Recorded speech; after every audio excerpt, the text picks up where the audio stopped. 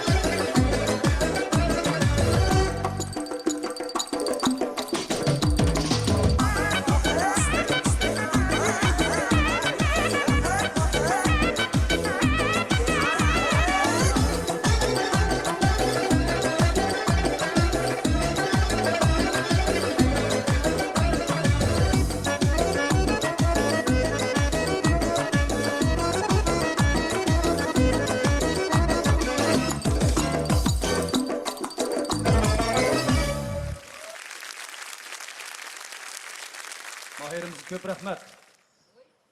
Assalamu alaikum güzel kız. Aleykümselam. Qani mehmonlarga ham baholı ustozlarga o'zingizni tanishtirib o'ting. Assalamu alaikum ustazlar, tamashbullah. Men Roziyeva Zaytuna Kazakhstan'dan geldim.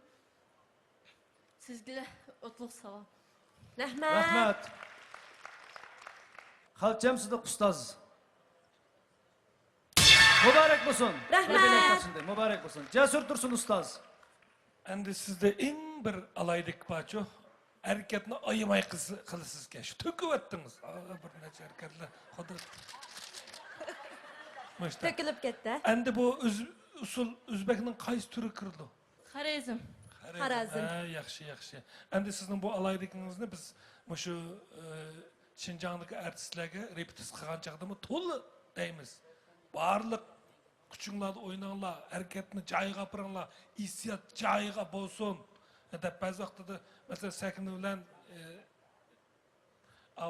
o'xshamaydi şu Sakine bilen mashq qildigan vaqtda. Şu aşkı azırdı sizden aşta bir yaxşı ko'rdim alaydikni.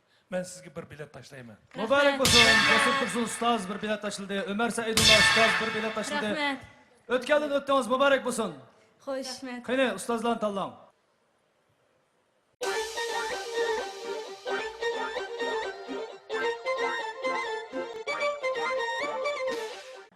Halçam Sıdık ustazın tavaymen. Mübarek olsun. Rahmat. Halçam Sıdık Ustaz'ın grupsi kirgeliginizni kızgın qarshi olamiz. Mübarek olsun. Xo'sh, ustozlar bilan ko'rishing marhamat. Qozog'iston Olmaota shahrining Mahirimiz Halçam Sıdık Ustaz'ın grup